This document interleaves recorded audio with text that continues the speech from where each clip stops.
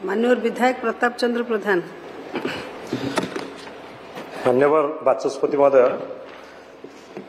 मोर प्रश्न थिला जे आमर अनुगुल जिला अनुगुल ब्लॉक अंतर्गत हिडसिंग ठारे हेबाकुथिबा हिडसिंग जल प्रकल्प वर्तमान स्थिति कौन यार संपूर्ण केबे हबो जे ए प्रकल्पटी प्रकृतरे अनुगुल जिलार आमर अनुगुल विधानसभार अनुगुल ब्लॉक करड़ा सिंह ग्राम ठारे भौली नाल उपरे निर्माण प्रस्ताव अछि। ए दाबीटी अनुगुल आमर अनुगुल ब्लॉक रो बहु दिन दाबी या पूर्वर सरकार पाखे से माने दाबी करी आसे गोटे कमिटी भी होती बारंबार आंदोलन भी होती किंतु वर्तमान सुधा ता काम किछि मात्रा रे भी संपूर्ण होइनी। जहाँ मो पाखे तथ्य थिला जे उक्त नदीबंधटी जहाँ आमे माने लोकंकर माने सरकार तथ्य थिला लंब थिला 933.00 मीटर एवं उच्चता 17.00 मीटर अटे। उक्त प्रकल्प निर्माण द्वारा 3 गोटी ग्राम जलबंदी हम तथा हिडसिंग ग्राम ड्रीमिरपाल ग्राम आउ करडा सिंह ग्राम या द्वारा आमर अनुगुल टिकरपड़ा रास्ता 3.65 किलोमीटर बुड़ीब। उक्त प्रकल्प बाम मुख्य केनाल लंब 17.70 किमी एवं दक्षिण मुख्य केनाल लंब 8.46 किलोमीटर पर्यंत अटे।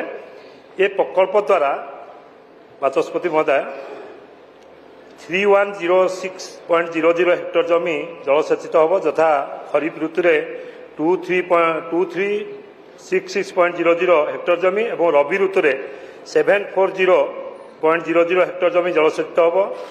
उक्त प्रकल्प द्वारा 27 ग्राम प्राय 50,000 लोक उपकृत हे जहाँ गोटे समस्त आम बड़ डिमांड से अनुगुल अंचल जहाँ तथ्य भी मु आसला विधानसभा को विधायक है उक्त प्रकल्पर आनुषंगिक सर्वे काम संपूर्ण हो जाइए।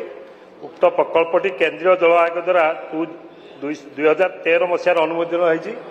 आ गोटे कथा उक्त प्रकल्प जंगल जमी 87.52 हेक्टर बुड़ुथिबारु एथिपाई विकल्प जमी चिन्हट करा जाई ओडिशा सरकार जंगल विभाग द्वारा केंद्रीय जंगल और परिवेश मंत्रालय को पत्र संख्या 11966 ता 5/7/2024 आवश्यक अनुमोदन निमंते प्रणयन कराई।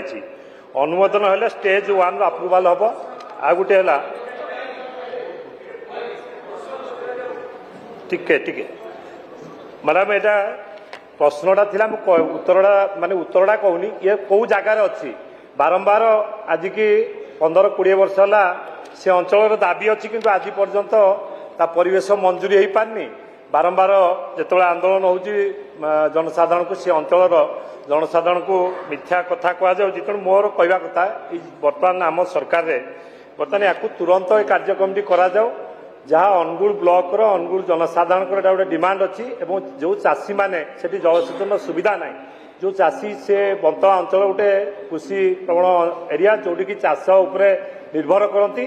तेणु मोर दाबी है मोर अनुरोध है जे ये कार्यक्रम कि तुरंत हम जहाँ माननीय मंत्री महोदय कहते मुझे जरिया अनुरोध करुच्ची तुरंत कार्यक्रम जो भी अटकी कमटी तार करी तुरंत कार्यक्रम करा। माननीय मंत्री माननीय विधायक प्रताप चंद्र प्रधान को मुझे बहुत बहुत धन्यवाद देवी जे तांको पाखरे मोठू बेसी तथ्य अच्छी। निश्चित भाव में माननीय विधायक प्रताप चंद्र प्रधान जो आवेग आमे ई प्रकल्पर डीपीआर सेंट्रल वाटर कमिशन पाखरे आमे दाखल करा जाई अछि एवं आनुषंगिक कार्य पाई जेतेबेले आमे सेंट्रल वाटर कमिशन रो अनुमति पाइबू निश्चित भाव में खूब शीघ्र टेंडर आह्वान करा जिवो एवं ताकू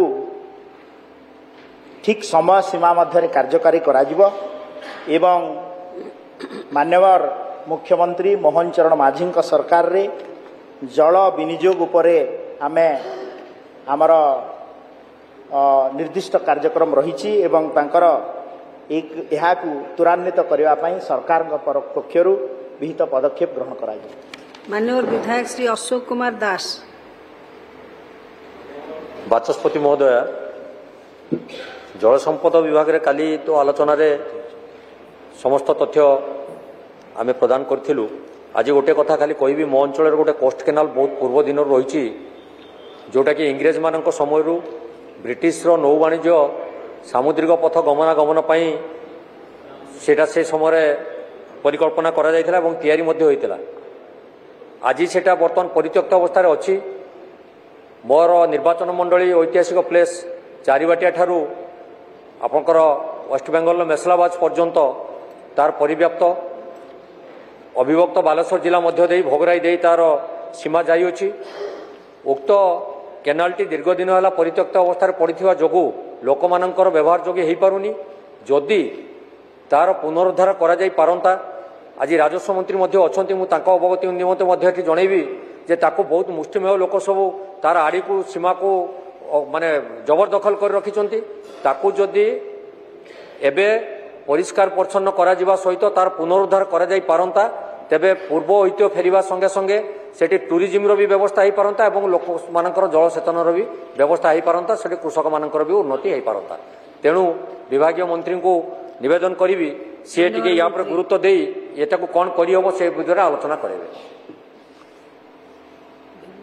मूल प्रश्नटी थिला अनुगुल जिल्लार हिडसिंग ठारे हेबाकु थिबा हिडसिंग जल प्रकल्प संबंध रे, किंतु मान्यवर विधायक अशोक भाई जो कथा पचारि निश्चित भाव में मु मान्यवर मुख्यमंत्री ऑफिस का तरफ तांको सहित आलोचना करा जिवो एवं ताकू कार्यकारी केमती करा जिवो ए प्रकल्प को आमे ता ऊपर कार्यानुष्ठान।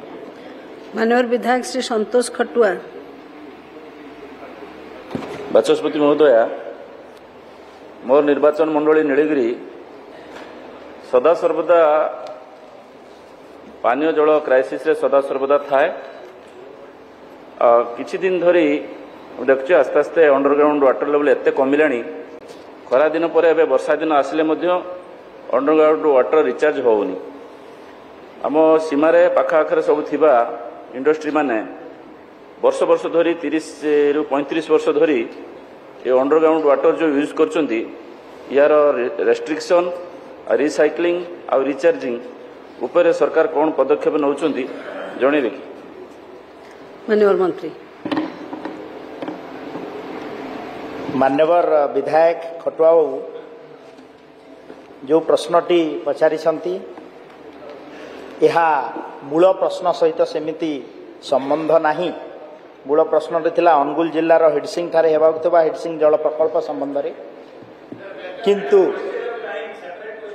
तांकर कंसर्न जे अनुगुल जिल्लार इंडस्ट्री जोगु होउथबा वाटर पोल्यूशन संबंध रे, तो निश्चित भाव में ये कथा आमे गुरुतर सहित नौचु एवं मु तांको अनुरोध करी मान्यवर मुख्यमंत्री सहित एवं आम सहित कथा ही आर समाधान करिया।